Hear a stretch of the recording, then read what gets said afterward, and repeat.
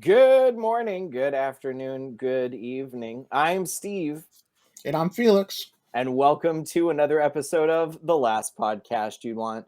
How we doing, everybody? More importantly, how we doing, Felix? Welcome back to the show. Great to be back, man. I'm doing all right. Just was chilling, and you said let's be on. I'm like, I'm here for you whenever you Excellent. need me. And for those of you that might be new to the show that don't know, you can always go check out the past episode. I believe it is called Titanic, Yeah. with Felix Lopez. It's Since you okay. brought it up, man. You got your 2 pack of the original Titanic for For the people, sure. for the old people that don't know, for the old There, people, yeah, for the there used young to people be. that don't know what a VHS is.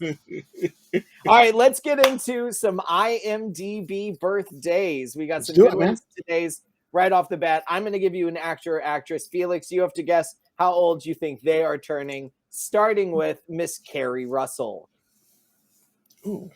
former Mouseketeer, That's what I was star. gonna. That's what I was gonna ask you. If I don't know who the actor is, you're Oh, gonna I go can ahead and tell you. throw in. Yeah, All right, yeah, all right. star of Felicity, Carrie Russell. Wasn't she just in something Star Wars? She might have been. She was on the FX TV show The Americans. I know who she is. I'm just trying to.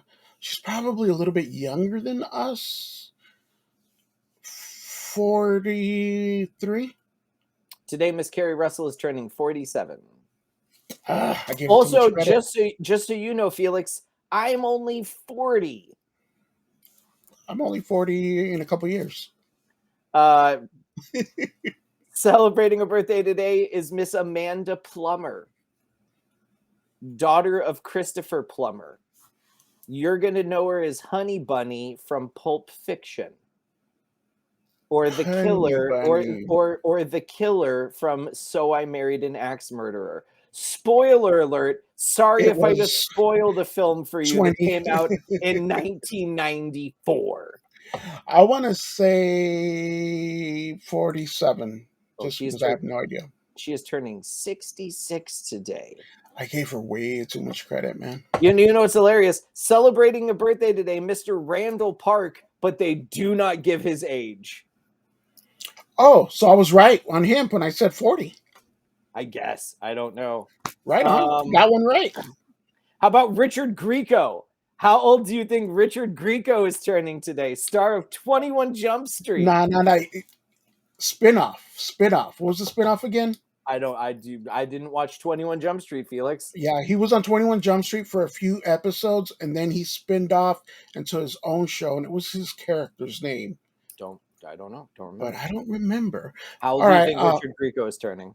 he's got to be older than us. 53. 58. 50. Man, I'm like undercutting all these. Got to go No, it's older. it's all right. And you know what? In reality, I'm looking at everybody else that's celebrating a birthday today, and I don't think it's anybody that you're necessarily going to know if I told you who they were. Let's go ahead and let's see Miss Barbara Rhodes, and because she looks familiar, and nope, nothing that comes off right off the bat. So that's the end of IMDb birthdays. Felix, that was a nice try.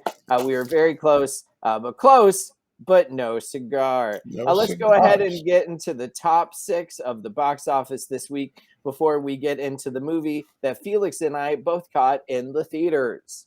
Coming in at number 6 this week with $4 million, we have Cocaine Bear. Coming, We did a review of that, man. That one, I have that was a good movie. It I have was pleasantly surprised. I I have laughed a lot. no desire to see that movie. That's why it's so good, because it's like, what the fuck am I watching? See, when you go to the movies a lot and they play the same trailer in every movie, you just get burned out on the comedic effect. And they play Cocaine Bear in every movie that I went to go see. So I had no desire to see it. I might catch it if it comes on streaming, but I can tell you right now, while it is in the theaters, I will not see it. You Come, probably see every funny bit. Sorry, and most no, probably. and the thing is the trailer. I have a feeling the trailer shows the majority of the comedy of the film, and I don't need that. I went and saw Shazam, and they give away the majority of the film in the final trailer. I've said it once, I'll say it again. Trailers absolutely ruin movies nowadays. Coming in at number 5 with $4.2 million, we have Ant-Man and the Wasp: Quantumania. Coming in at number 4 with 5.9 million, we have 65. A movie that I'm intrigued in seeing in the theaters, Creed 3, comes in at number 3 with 15 million. Scream 6 is at number 2 with 17 million. And number 1 in the box office with 30 million, Shazam, Fury of the Gods, the movie I just talked about. With that, we both saw the number 2 movie in the box office, and that was Scream 6. What did you think of it, man? Out of 5. Out of a 5, it was a solid 5. In reality, though, I'm going to really quick just go over the trailers that I caught before them, because I write down all the trailers. Some of these movies, I remember what they're about. Some of these movies, I do not. If you happen to have seen the trailer as well, Felix, and you remember, please let me know.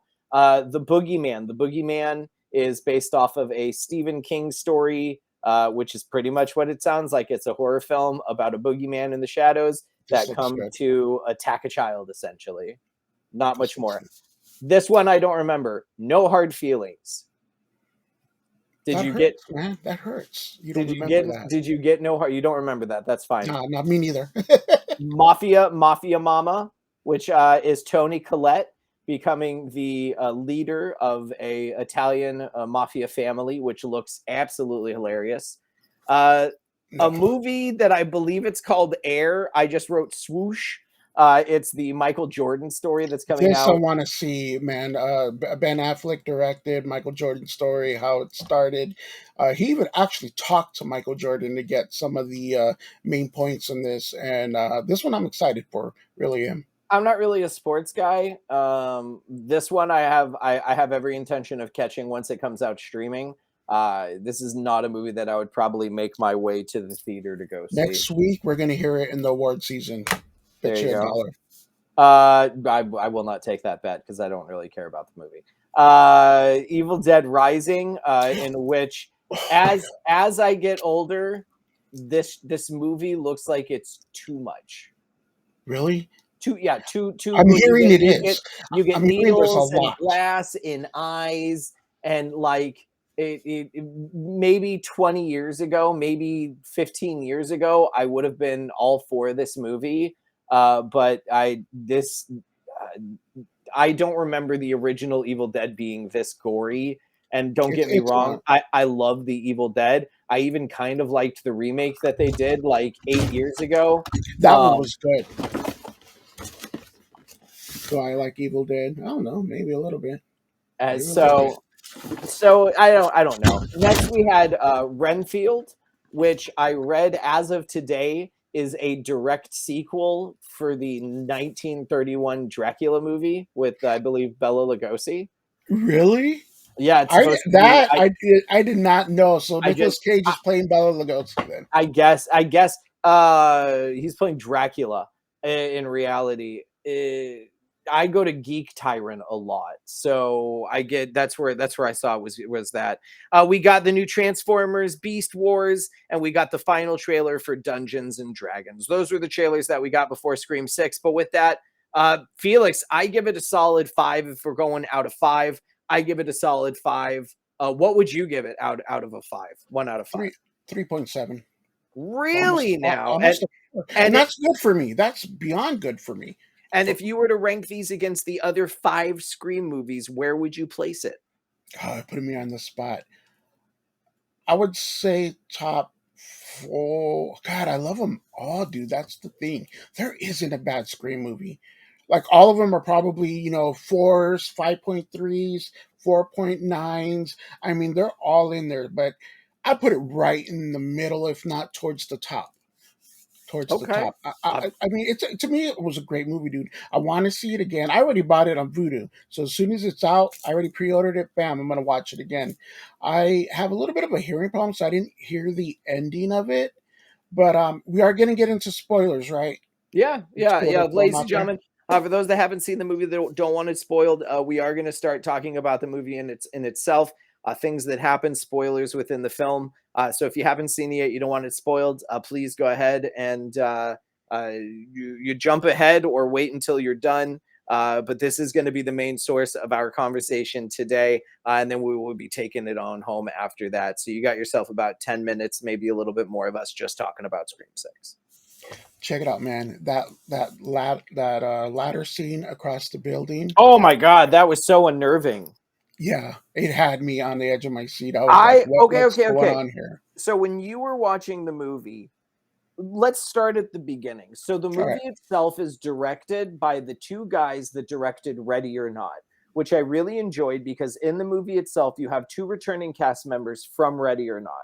You have the main actress of Samara Weaving, who is our opening victim. Yes. And the therapist in the film is the father from Ready or Not that the woman is marrying into. Not to mention, I'm not sure if you caught it, there are a lot of great horror icons in the subway scene. But right away in the subway scene, I did catch a woman dressed as the bride from Ready or Not, which I think is just a nice little touch. Starting right from the jump, I knew Samara Weaving was the first girl. I thought it was, they showed her, beautiful woman sitting right there, gets a phone call. I'm like, it's her. But dude, and I'm jumping ahead like a second. When the killer took off his mask. Now here's the thing. I don't know the actor's real name. I just call him Flash. Yeah, Flash Thompson. because of Spider-Man.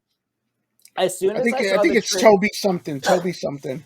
As soon as I saw the trailer, he's prominent in the trailer. They show him in the trailer, which I think is the same scenes though. But it's the same scenes if you. But what I just think it's crazy that they put him in the trailer. They put him on the poster, and as soon as I saw it, I'm like, oh, poor Flash is gonna die. Yeah. Like I just thought that he was just gonna be one of the kids like in the group, and he was gonna be like one of the first victims. But no, starting with, and the thing is he sitting there and he's looking at her, and I just go to myself, I say to myself, like, he's about to take his mask off. Yeah. When he did it, dude, I was like, oh, this seems different. This is going to have a different feel, man. They did that, and oh my God, Felix, in the theater, I was like, I am not on board for this. What are they like? This is way too different, huh? Yeah, just an instant reveal. I'm like, wait, what? I'm so confused. And then, oh my God. And then they hit us with that. And then he goes home and you find out him and his buddy were in Rich's little clan. And that makes you think. How is many there more people? Yeah. Yes. Well, and here, so, oh man. So here's what really gets me. So, it's either, the majority of the film, I thought that the killer was Stu. And I still think that's going to be in the next one, personally. And I already have something that the directors in this film specifically threw in, but it's no. So Stu was originally supposed to be the killer in either 2 or 3. I should have done my research before talking about it. I believe it was the second one. The second one, he was supposed to be still alive. It's the third one. It was the third one because the second one was supposed to be Sydney's friend and boyfriend, but they switched that around because the script got out. But in part 3, yes, Stu was supposed to come back. It was supposed to be Stu from college or from prison, pen paling, someone to manipulate. And they ended up changing that because I think there was either a high school or a college shooting. It's it was one of those. I think maybe the bomb. Was it the bomb? It was one of those. Yeah. It was either a high school or a college shooting, and they completely changed it and made it Scott Wolf instead. But the whole time I'm like, the minute you get the first mask and it's Richie from the last film's DNA, and then the mask after that is Emma Robertson and Rory Culkin, I lean over to my wife and I'm like, it's Stu. The last mask, it's going back to Stu. And they were doing so many things. but then the minute they're like, oh, isn't that the TV that killed Stu? And she's like, allegedly. Allegedly. I'm like, no. And here's the thing: is I read an article. I go on Geek Tyrant a lot. The directors or the writers, it's the writers. The writers of the film specifically threw in the son dying from the TV being thrown on top of him to show that it would kill you. It would kill you. Okay, They're that I do didn't hear. Yeah, that it's in if you go on Geek Tyrant and you scroll back, you can look up certain sections, I believe, for films, and they're going to have an entire section that's probably all Scream 6 related links, in which I get a lot of my dirt and my dishing from Geek Tyrant, whether it's a you know what, reliable dude? source or not. That's where I go. Yeah, I have a handful of reliable sources for the movie show, and if you find them reliable, I would add them, man. If they have Geek, this much in depth stuff. you can check them out, geektyrant.com, and they have a lot of good they have a lot of good stuff of what they dish and what they dirt. Um the reveal at the end of who is it, Dermot Mulroney. This is one thing about that got me, and I told my kids, and it has happened to Amber, the killer in the previous movie. As soon as they're revealed, dude, they turn into a cartoon. That's one thing I just doesn't. Derek Maloney turned into a cartoon, with his facial expressions, and that's not his character. I mean, that's not That's him. And in Amber in the but you previous don't movie, you don't know that, because he was just holding up a front the entire time with them to begin with. I'll play that's true. That's I'll play true. devil's advocate on that. The whole time he could have been just this twisted and demented because of the killing of his son, because of the love that they had. And so from that, that's the anguish, the torment, the relief of the satisfaction that he's about to finally get, killing his son's killer. And I totally get that, dude. And I'll buy it. I'll buy that. That's true. Losing your kid. Wow. I mean, what would that do to you? But I think the directors go back to Stu and Billy, and no one is ever gonna top that last moment with the two at the end of Scream, dude. And I think they try to replicate that. They're That trying too hard to replicate that, I'll and there's no way they will. that scene when Chad and Jenna Ortega are kissing, and then he gets it in the back, and then Ooh, the other one comes out, and it's just the two of them just going to town. I yeah. just Oh my! Like, you've never seen two Ghostface at the same time, like attacking the same person. What did They you broke. think when the third one popped up, dude? I, bro, like this is this. I like. Okay, so I like and hate the new representation of Randy. I think that you could have introduced a Randy Meeks character without them legitimately being related to Randy Meeks. Okay, I see what you're saying there. Because I like this they mix. very subtly, they definitely mention it in the last film with the brief cameo of Randy's sister from Scream 3, and them showing a little photo of Jamie Kennedy on the wall. Yeah. And they do a very brief, and that's the thing, is anybody that is a legitimate Scream fan is already going to remember that from the last film, that they're the niece and nephew of Randy Meeks.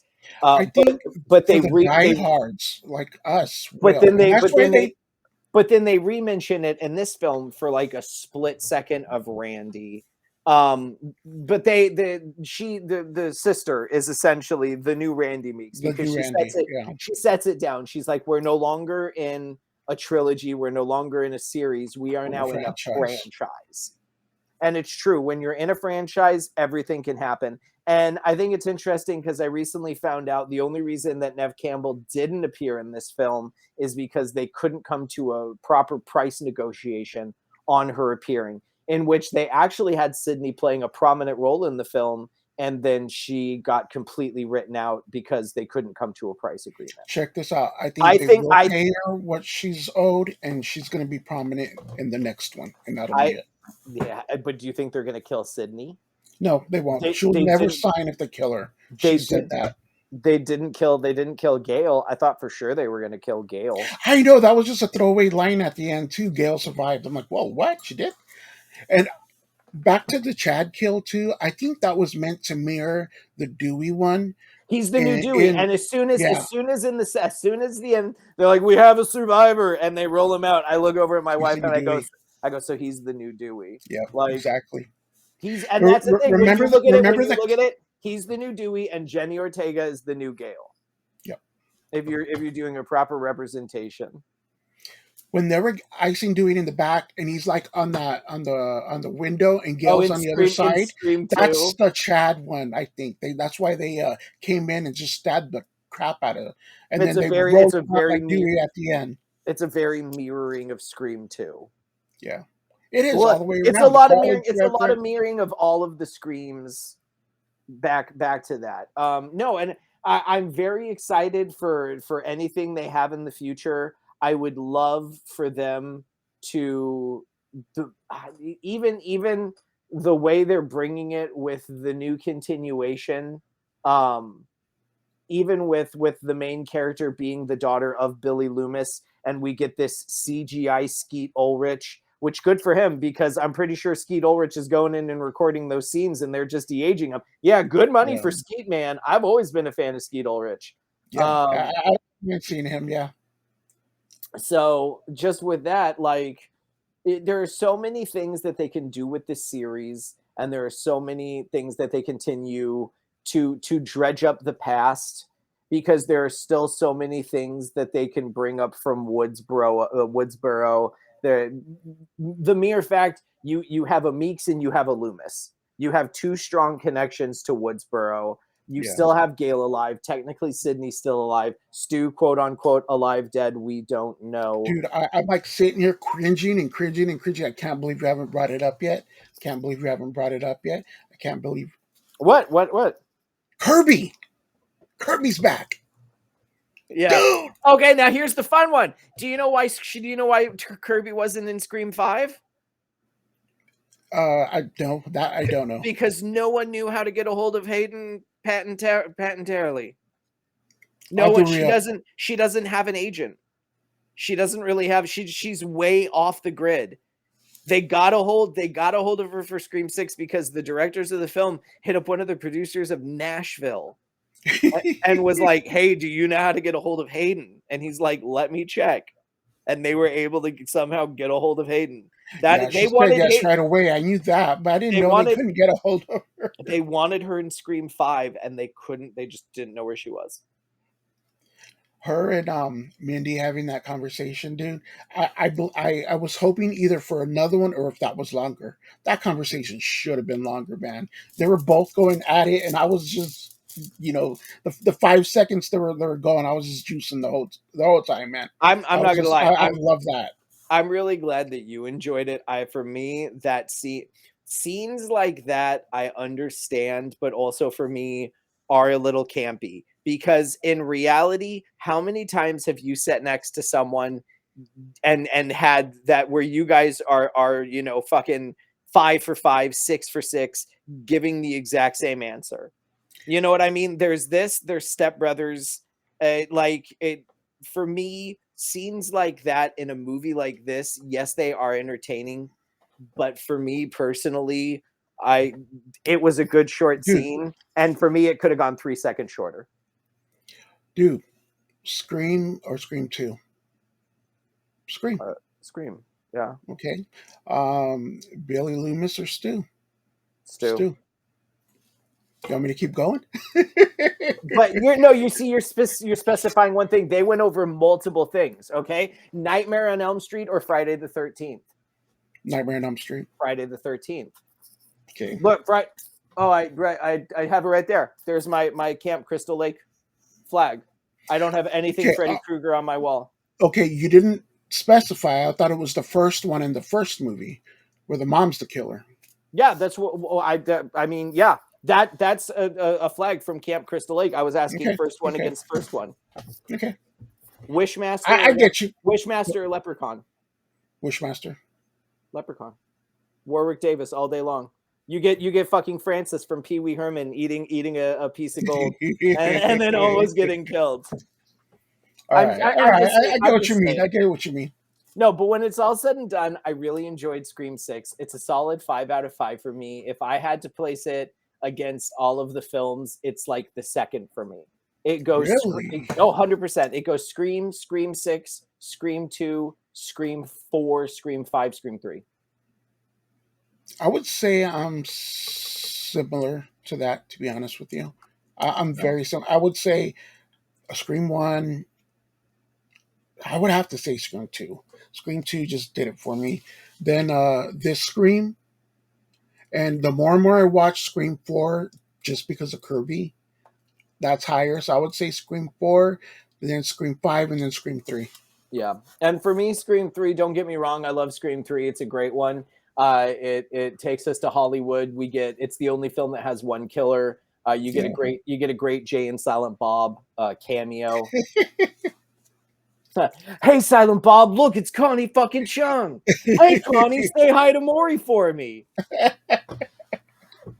And they know that Maury and Connie Chung were married at the time too. Right? I'd No, still be, I but mean, hey, for people, and that's because not a lot of people knew that Maury Povich and yeah. Connie Chung were married. But either way, no, I love all of the Scream movies. I actually like dressed up as Ghostface for the opening night of Scream 3 and Did sat you really? That's sat awesome, man. sat in the movie. Yeah, I stood in front of the theater. I called the theater. It was a local theater that's not in business anymore, but I called the local theater. I say, hey, is it cool if I show up to the movie dressed as Ghostface? And they go, yeah, I don't see anything wrong with that. And I legitimately had like people throwing shit at me during the movie. People were throwing, no, I'm not. People were throwing ice. People were throwing Just because. candy So wait. Did you wear it during during the movie. during the movie as well? I mean, come on, it's a Ghostface kill. I kind of get it. I wouldn't have done it personally unless you were on the phone. But that's when I start throwing shit at you. Someone fucking opens the phone in the theater, Someone, man. someone's phone just starts ringing. I just look over at them. I'm just What's your favorite scary movie? no. I love the. I've seen every one of the Scream movies in the theater. Um, I really loved the first one. I have a huge crush. I've always openly said I have a huge crush on Drew Barrymore. So that was like my main draw to the When first movie. that kill happened, dude, you know me, I love spoilers. I love talking about spoilers. I love knowing everything before I go see. That I did not know, dude. And when they killed her Well, off, how would you know? It was well, at the time, yeah. 1996. You don't know shit back then. I was a subscriber to the Hollywood Entertainment Weekly, dude, because I just Okay, loved reading at an early sure, age, sure. shit like that. And when she died, dude, I was like, And I love how they did that because like as far as I know, they wanted Drew to play Sydney. yeah. But she's And like, what and about? she It was her and idea. she was like, no, let me play the opening girl because if I die at the beginning of the movie, what like because she was a big name at the Yeah. time. She was like, she's Drew Barrymore. She's still a big name. Like they're just, she's like, what if I die? And all bets are out. All bets are off. I love the Scream series as a whole, the franchise, if you will. I do Love it. have that poster somewhere around here. Yeah. Do you want Felix, this one?